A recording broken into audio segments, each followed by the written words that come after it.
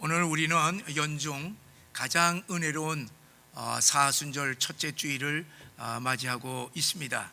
이 사순절은 우리 주님께서 이 땅에 오셔서 우리의 구원을 위하여서 당하신 주님의 고난과 죽으심과 그리고 부활을 40일 동안 깊이 묵상하는 은혜의 절기입니다.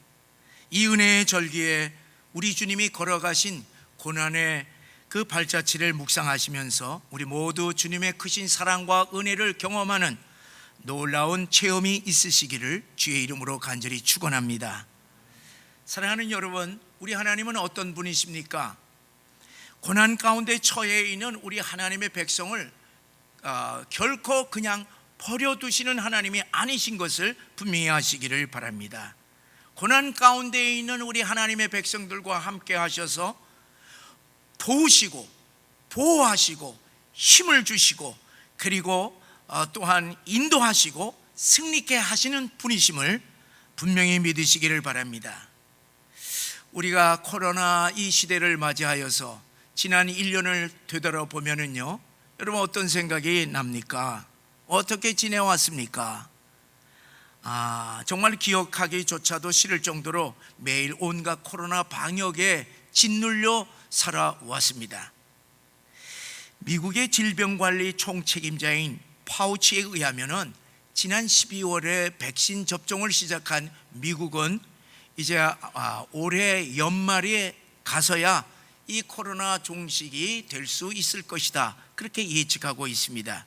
자, 미국이 그러한 것을 보게 되면은 이제 이번 주일서부터 이제 접종을 시작하는 우리나라는요, 아무리 이렇게 생각해 보더라도 올해는 아닐 것 같습니다. 올해 지나서 앞으로 더 1년이 지나지 않을까, 그런 생각이 듭니다.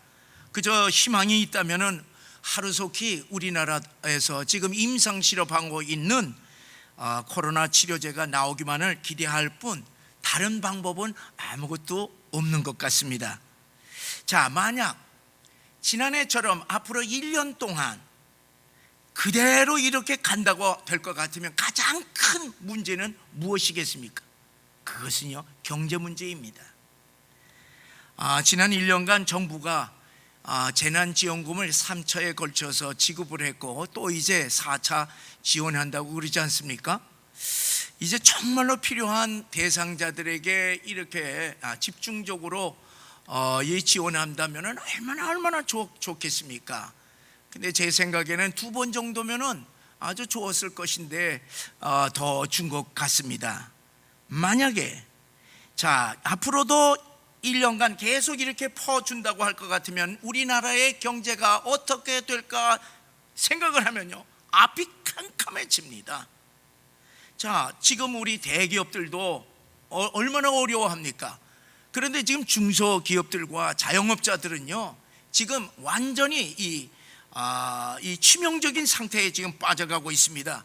이대로 나가게 되면 중산층이 다 무너지게 되어 있어서 정말로 우리나라가 베네수엘라 같은 나라가 되지 아니할까 두렵기만 한 것입니다.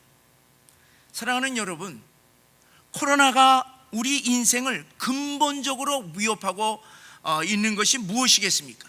2가지 방향에서 우리가 볼 수가 있는데, 하나는 건강 문제로 말미암아 모든 인간관계가 단절되는 것입니다. 사람은요, 서로 만나야 정을 나누게 되고 서로 이렇게 만나야 배우기도 하고 신앙생활도 하고 그리고 만나야 무슨 사업도 하는 것 아니겠습니까? 그런데 누구에게서 감염될지 전혀 모르기 때문에 모든 인간관계가 단절되는 것입니다. 또 다른 하나는 먹고 살기 위해서 돈을 벌어야 되지 않겠습니까? 가능하면 많은 돈을 벌어야 우리가 걱정하지 않고 사는 것 아니겠습니까? 그런데 우리가 서로 만나야 돈을 벌지 모든 관계가 다 단절되어 가니까 이 직업들을 잃어버리게 됩니다.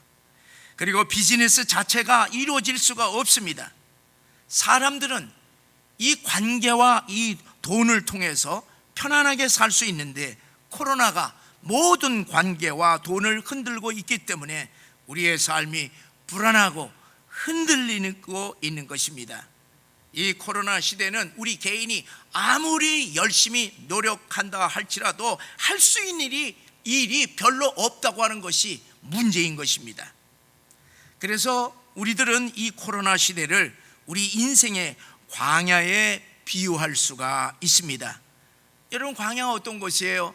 사람 살 수 없는 곳입니다. 일할 수 없는 곳입니다. 돈을 벌 수 없습니다. 모든 것이 불편하고 부족하고 그리고 고통과 죽음이 기다리는 곳이 광야인 것입니다. 내일 무슨 일이 일어날지 도무지 예측할 수 없기 때문에 광야에서의 삶은 누구나 불안하고 두려워할 수밖에 없습니다. 그렇기 때문에 사람들은 아무것도 할 수 없는 이 광야는요, 그저 빨리빨리 통과해 나가야만 합니다. 자, 그러면 여러분, 광야 같은 이 코로나 시대에 우리 신앙인들은 무엇을 해야 하겠습니까? 이 인생의 광야를 맞이하는 우리가 막연히 이 광야가 지나가기만을 기다리면 되겠습니까? 무엇을 해야 하겠습니까? 우리는 성경에 출애굽한 이스라엘 백성들이 아무것도 할 수 없는 광야에서 40년 동안 무엇을 하면서 광야를 통과해 왔는지, 그 광야 40년의 삶을 돌아보면서 우리가 교훈을 받아야 할 것입니다. 오늘 본문의 말씀은 이제 모세가 지난 광야 40년 동안 이스라엘 백성들을 이끌어서 이제 가나안이 빤히 이제 보이는 모압 평지에 와서 광야 제2세대를 향하여서 설교한 것입니다.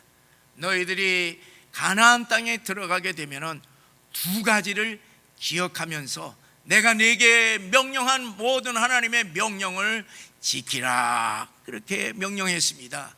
그래서 하나님의 명령에 따라서 순종하여서 살면 너희가 번성하게 될 것이다, 그렇게 설교하고 있는 것입니다.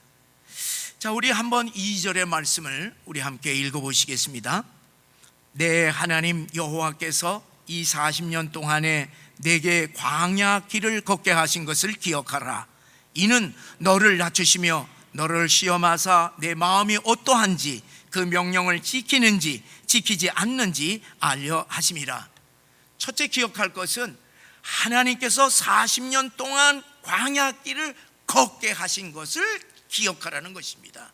사람이 광야 길을 택한 것이 아니라 하나님께서 그쪽으로 인도하셨다는 것입니다. 인간이 아무것도 할 수 없는 광야에서 하나님이 200만 명의 이스라엘 백성들에게 40년 동안 은혜를 베푸셔서 광야 길을 걷게 하신 것, 이것을 항상 기억하라고 말씀하시는 것입니다. 그럼 구체적으로 하나님이 광야에서 어떤 일을 하셨습니까? 40년 동안 200만 명의 백성들에게 양식을 주셨습니다. 물을 마시겠습니다.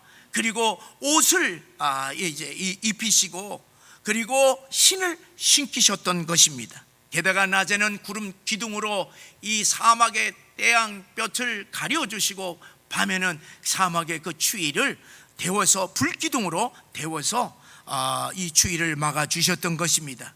그리고 길 없는 광야길을 인도하여서 가나안에 도달하게 해 주셨던 것입니다. 하나님의 은혜와 하나님의 도움이 없으면 하루도 살 수 없는 광야에서 40년 동안 200만 명의 이스라엘 백성들을 먹이시고 보호하시고 인도하신 하나님의 역사를 영원토록 너희들은 기억하라, 그렇게 명하신 것입니다. 여러분, 한번 상상해 보세요.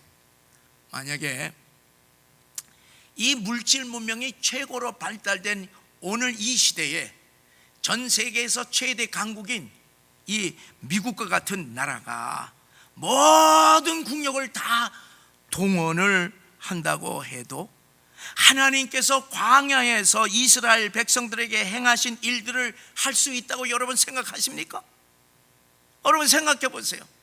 200만 명의 미국인들을 사망해서 1년 동안, 아니 1년까지 갈 필요도 없어요. 한 주간 동안 그 미국의 국력으로 인도할 수 있을 것 같습니까?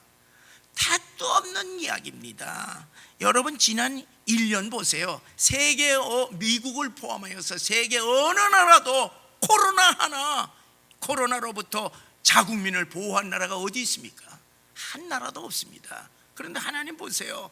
하나님은요, 사막뿐만 아니라 전쟁과 이 전염병과 그리고 기근에서 하나님의 백성들을 보호하신 하나님을 우리는 알고 있습니다. 사랑하는 여러분, 하나님이 행하신 일 앞에 인간의 힘은 아무것도 아님을 분명히 아시길 바랍니다. 하나님의 역사 앞에서 인간은요, 낮아질 수밖에 없습니다. 교만할 수가 없습니다. 그래서 광야길에서 행하신 모든 일들은 오직 하나님만이 하실 수 있다고 하는 사실을 믿으시기를 바랍니다. 사랑하는 여러분, 이제까지 우리들이 인생 살면서 주로 우리 마음 가운데 무엇을 기억하고 있습니까? 불행한 일을 기억하고 있습니까? 행복한 일을 기억하고 있습니까? 그런 것들은요, 영원히 기억할 필요가 없다고 하는 사실입니다. 여러분, 예수 믿는 우리들은요, 하나님께서 우리 인생에서 어떻게 행하신 일들을 우리들이 늘 기억해야 됩니다. 예수 믿는 사람들은 누구나 다 이런저런 면에서 하나님을 우리가 경험하였기 때문에 오늘 이 자리에 우리가 앉아서 하나님 앞에 영광 돌리지 않습니까? 우리 인생에서 하나님이 우리를 행하신 하나님의 역사를 우리들이 기억한다면 오늘 현재 아무것도 할 수 없는 어떤 고난과 역경 속에서도 하나님께서 역사하셔서 오늘의 우리의 문제를 해결해 주실 뿐만 아니라 앞으로 미래에도 하나님께서 역사하셔서 우리의 모든 문제를 다 해결해 주실 줄 믿으시기를 주의 이름으로 간절히 축원합니다. 과거에 우리를 위하여서 행하신 하나님의 일을 늘 기억하심으로 말미암아 오늘의 우리의 이 광야 시대를 이겨나가신 여러분들이 되시기를 주의 이름으로 축원합니다. 그러면 왜 하나님은 인간이 아무것도 할 수 없는 광야의 길로 인도하신 것입니까? 아니, 왜 일주일이면 열흘이면 갈 수 있는 그 길도 있는데 그쪽 길을 택하지 않으시고 광야 길을 택하신 것입니까? 그것은요, 약속의 땅 가나안에 들어가려면은 애굽에서 나온 그대로의 삶을 가지고서는 안 되기 때문에 그렇습니다. 광야는 이제까지 세상에서 살던 옛 생활을 다 벗어버리고 새로운 삶으로 전환하기 위하여서 인도하신 곳이 바로 광야인 것입니다. 광야는 불순물들이 용광로를 통하여서 재련되어서 순금이 나오듯이 광야의 고난과 죽음의 과정을 거쳐서 옛 사람이 죽고 새 사람이 탄생되는 훈련과 연단의 장소이기 때문에 하나님은 하나님의 백성들을 연단시키기 위하여서 광야로 인도하셨다고 하는 사실을 분명히 아시기를 바랍니다. 여러분, 우리는 이미 예수를 믿음으로 말미암아 옛 사람이 죽고 새 사람으로 거듭났다고 하는 사실을 믿고 있습니다. 그리스도 안에서 새로운 피조물인 것을 우리는 다 믿고 있습니다. 그러나 우리의 깊은 내면의 의식과 우리가 가지고 있는 가치관을 한번 보세요. 우리는 새 사람이라고 믿고 그렇게 말을 하지만은 우리의 삶은 여전히 옛 생활을 그대로 따르고 있는 것을 우리들은 종종 보게 됩니다. 이스라엘 백성들처럼 우리들도 몸은 애굽을 떠나 가나안으로 향하고 있지만은 그러나 우리의 마음은 여전히 애굽으로 돌아가려고 하지 않는가? 주일은 교회요, 평일은 세상적인 삶을 살면서 교회와 세상을 왔다 갔다 한 적이 얼마나 많이 있습니까? 아직도 바꾸지 않는 옛 모습을 우리들은 스스로 보게 됩니다. 그래서 광야에서는요, 두 가지가 아주 분명하게 드러나고 있습니다. 하나는 우리 마음속에 무엇이 있는지 광야에서요, 그대로 그것이 다 나타나는 겁니다. 광야에서는 우리의 겉사람이 아니에요. 우리의 속 마음이 그대로 다 드러납니다. 우리의 마음이 하나님을 정말로 의지하고 정말로 사랑하고 정말로 하나님의 말씀에 순종하면서 살아가는지, 그렇지 아니하면은 내가 나를 더 의지하고 그리고 세상을 더 의지하고 돈을 더 의지하고 있는지 광야에서 그대로 다 드러나는 것입니다. 이스라엘 백성들이 애굽에서요, 자기 집에 이 문지방에 이 양의 피를 뿌렸을 때 믿음이 있었습니다. 홍해를 건널 때 하나님의 구원에 그들은 감격했습니다. 믿음이 있었습니다. 그러나 그들의 믿음과 감격은요, 광야 생활 한 달 만에 바닥이 다 드러났던 것입니다. 그들이 가지고 온 양식들이 다 떨어지자 불평원망하기 시작했습니다. 너의 모세를 향하여서 우리가 이 광야에서 먹을 것이 없어서 죽게 되었는데 우리가 광야에서 죽기 위해서 나왔느냐, 막 그냥 원망 불평하였던 것입니다. 하나님이 약속하신 미래의 가나안을 바라보기보다는 과거 애굽 시절을 동경하기 시작을 합니다. 애굽 땅에서 고기 까마 곁에 앉아 있을 때와 떡을 배불리 먹던 때를 그리워한다고 기록하고 있습니다. 여러분, 그들은요 과거를요 너무 과장하고 미화했어요. 여러분, 언제 이스라엘 노예들이 무슨 고기 까마에서 고기를 먹고 무슨 배불리 채웠습니까? 그런데 지금 어려우니까 과거가 더 그냥 과거를 막 미화시키는 것이에요. 400여 년 동안 애굽 노예로 지내면서 못 살겠다고 아우성 쳤던 그때 다 잊어버렸습니다. 그 노예 생활에서 꺼내주신 하나님의 은혜를 다 잊어버렸던 것입니다. 하나님의 약속보다는 당장 현실에서 부딪히는 배고픔만을 보았습니다. 그들은 이렇게 어려움을 당할 때마다 그들의 마음속에 온갖 쓰레기들, 불평, 원망을 모세를 향하여서, 아니 하나님을 향하여서 그냥 다 쏟아놓곤 했습니다. 사랑하는 여러분, 지난 1년 동안 우리 교계를 보세요. 우리 교계 지도자들과 우리 한국 교회들의 민낯이 그대로 다 드러나지 않았습니까? 코로나 방역 처음 실시할 때예요. 정부에서는요 아주 조심스럽게 교회에 협조를 요청을 했습니다. 방역 우리가 하자고. 그때 우리 교계에서는요 얼마든지 이 교회 예배와 가정 예배를 주장하면서 병행을 주장하면요 얼마든지 같이 병행할 수가 있었던 것입니다. 그런데 초창기에 딱 먼저 타협을 한 거예요. 타협을 하고 스스로 교회의 문을 닫았더니만은 그 다음부터는 어떻게 됐어요? 일방적이에요. 처음에는요 권면이에요. 그 다음에 공문 오는 거 보면 지시예요.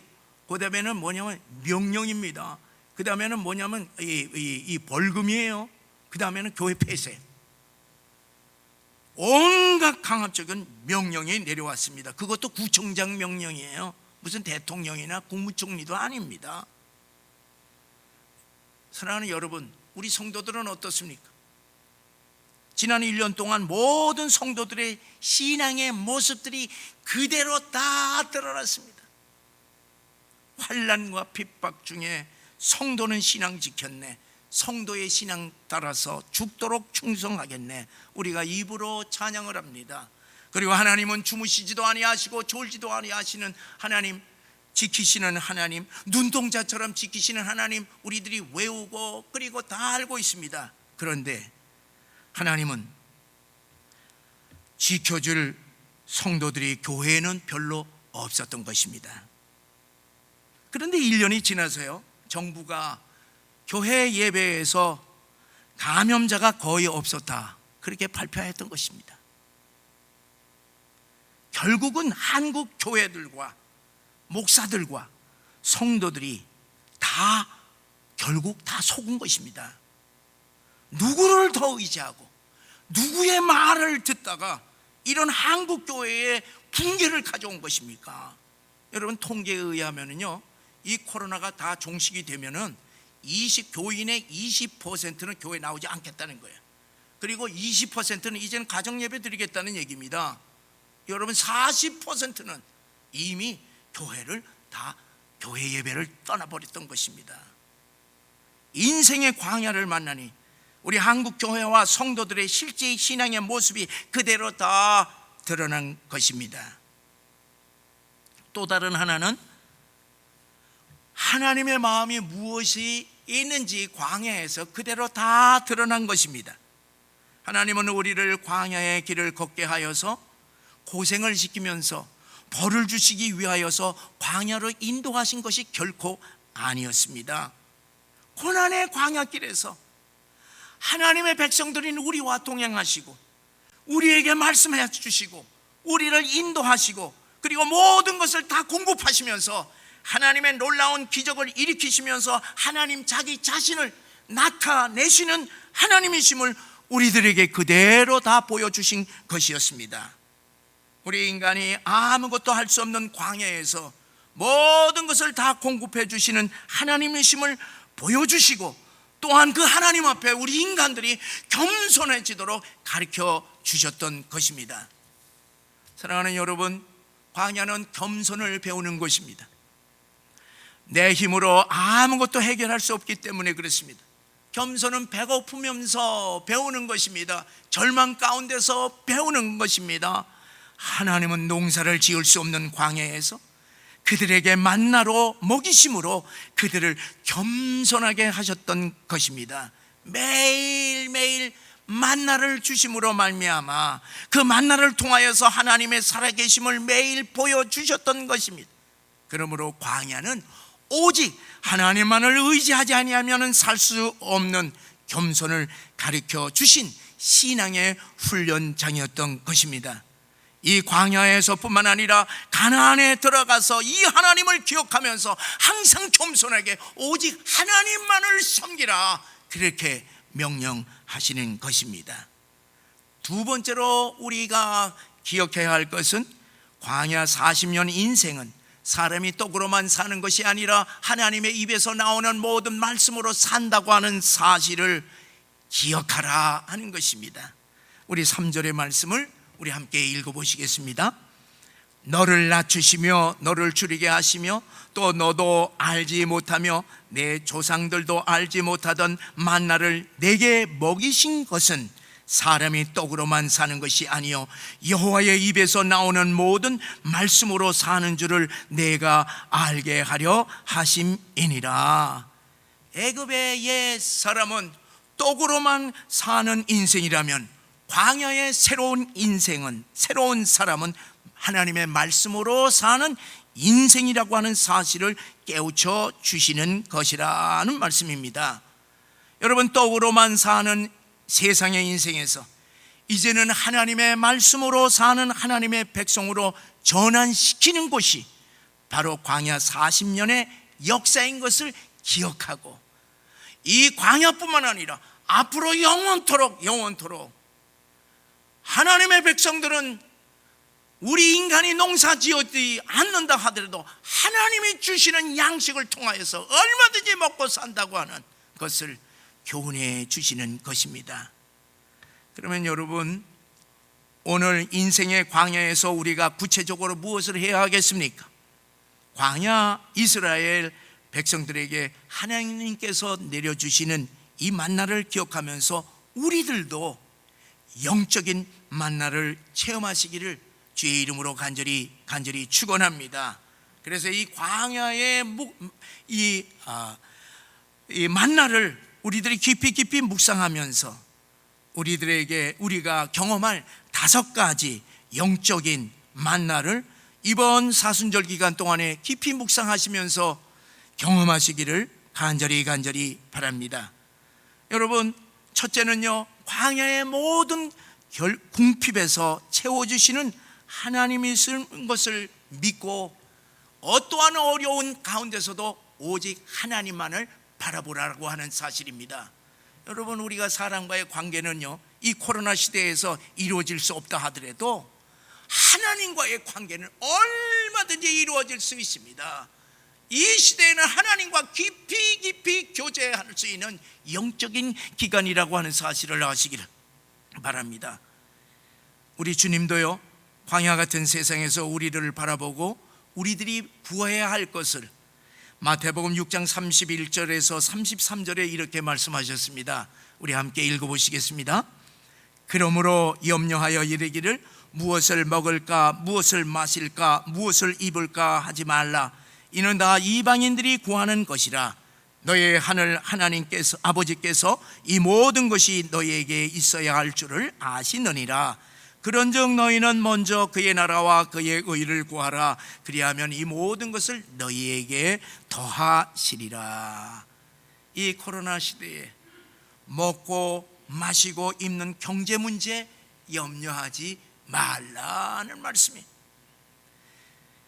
그런 것은 세상 사람들이 구하는 것이고 너의 하나님의 백성들은 하나님의 모든 먹는 것, 입는 것, 그리고 사는 모든 것 다 아시고 계시니 채워주실 것이니 오직 하나님의 뜻과 오직 하나님의 나라를 구하라는 것입니다. 사랑하는 여러분, 우리 인생의 광야에서는요, 모든 것을 주시는 하나님과 깊은 관계를 가지라고 하시는 이 말씀에 우리 기억하시고 항상 하나님만을 바라보는 여러분과 제가 되시기를 주의 이름으로 축원합니다. 둘째는요, 일용할 양식으로 만족하는 삶을 살라는 것입니다. 하나님은 매일 그날 먹을 것만 만나를 거두게 하셨습니다. 이것은 하나님의 공급하심을 매일매일 의지하며 매일매일 기대하라고 하시는 의미인 것입니다. 그런데 사실 우리 실제로 우리 하나님의 백성들이 일용할 양식만을 구하고 있습니까? 누가 일용할 양식을 구하는 사람이 있겠어요? 별로 없죠. 사람은요 다 똑같습니다. 누구나 대박. 그저 대박을 한탕주의 일확천금 다 꿈꾸면서 심지어 이 코로나 시대에 할 것이 없으니까 주식 투자들을 많이 해서 지금 주식이 올라가지 않습니까? 그리고 로또, 하나님 로또 기도하고 그러는지도 모르겠습니다. 어쨌든 내일 무슨 일이 일어날지 모르는 우리의 인생 광야에서 내일의 양식도 하나님이 채워주실 것이니 염려하지 말라는 것입니다. 사실요, 이 말씀은요 차원 높은 말씀입니다. 그렇지 않습니까? 하나님이, 우리가 잠언에 보면은 하나님이여 나로 하여금 가난하게도 하지 마시옵고 그리고 부하게도 하지 마시옵소서. 너무 가난해서 도둑질할까 두렵고 너무 부하게 되면은 교만해서 하나님을 모를까 두렵사오니 나에게 일용할 양식을 주시옵소서. 그렇게 간청하는 것입니다.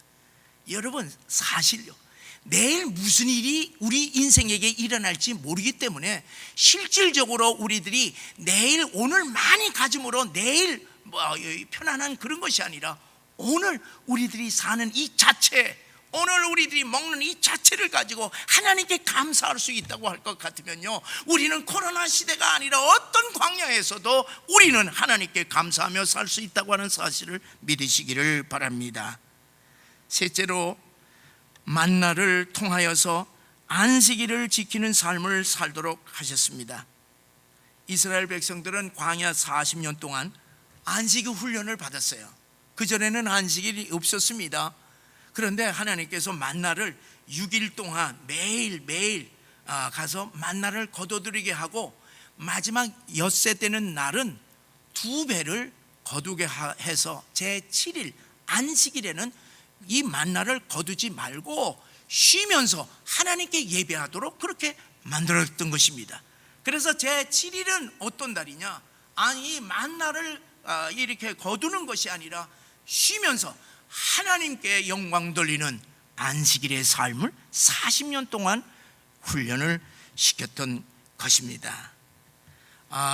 왜냐하면 하나님께서는 이 날 너희들이 거두어들이지 않는다 하더라도 이 날은 하나님께서 채워주시고 하나님께서 복 주시는 날이라고 하는 사실이에요. 여러분, 평일날 2배, 3배 아무리 이렇게 만나를 거두어 드린다 하더라도 그거 다 썩어서 필요가 없습니다. 딱 일용할 양식만 먹게 하나님께서 만들으셨던 것입니다. 그것은 왜냐? 매일매일 하나님을 의지하라는 말씀인 것이. 넷째는 만나를 통하여서 먹고 사는 문제보다도 하나님의 말씀으로 사는 삶이 더 중요하다고 하는 말씀인 것입니다. 오늘날 우리 자본주의 사회에서요, 사람들은 어떻게 삽니까?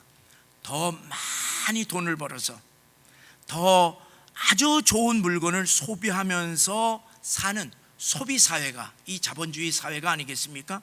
그래서 우리는 이런 사회 속에서는 너나 나나 할 것 없이 끊임없이 우리의 욕망을 만족시키기 위하여서 우리의 모든 것을 다 올인하고 있습니다. 그렇기 때문에 우리 현대인들은요, 자신의 몸을 돈을 버는데 이렇게 다 올인하기 때문에 자기 자신의 몸을 학대를 하고 있는 것입니다.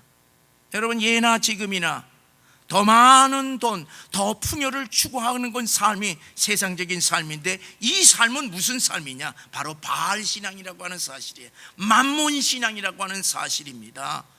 그러나 하나님께서는 하나님의 백성들이 돈에 벌벌벌벌 떨면서 사는 삶이 아니라 하나님의 말씀 앞에서 두려워하면서 하나님을 의지하는 삶을, 돈에 의지하는 것이 아니라 하나님의 말씀에 의지하면서 사는 삶을 원하신다고 하는 사실을 아시기를 바랍니다. 그래서 40년 동안 그들이 무슨 일을 해서 돈을 벌어서 그들이 양식을 먹는 것이 아니라 아무것도 일을 하지 아니하고 하나님의 말씀대로 순종하니까 살았던 것입니다.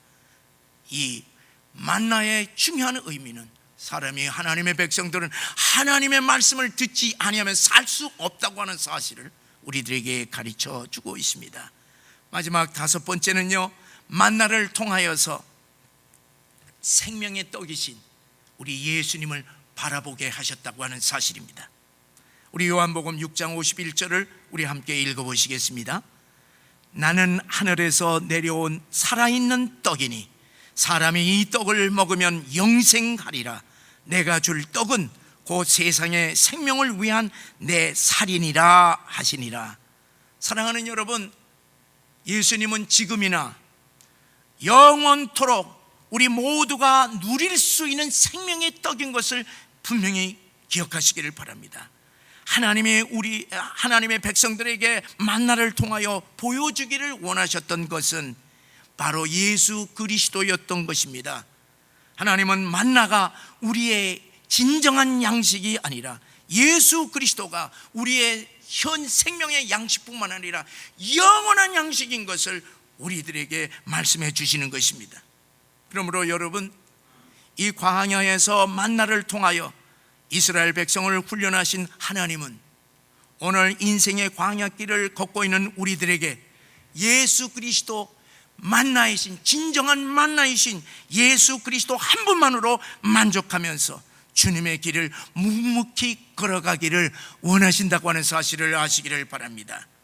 사랑하는 여러분, 이 은혜로운 사순절 기간 동안 우리 주님의 고난의 길을 깊이 함께 묵상하기 위해서 우리 모두 사복음서와 사도행전을 우리들이 함께 통독하시면서 주님의 고난과 죽으심과 부활의 은혜를 성령의 임재를 통하여서 체험하시기를 주의 이름으로 간절히 축원합니다. 또한 우리가 아무것도 할 수 없는 이 인생의 광야에서 모든 것을 공급해 주시는 우리 하나님, 매일매일 일용할 양식을 보장해 주시는 우리 하나님, 안식일의 주인 되신 우리 하나님, 우리 예수님, 생명의 말씀 되신 우리 주님으로 말미암아 항상 만족하심으로 주님께서 채워주시는 놀라운 생명의 양식, 영의 양식, 육의 양식을 경험하는 은혜의 절기가 되시기를 주의 이름으로 간절히 축원합니다.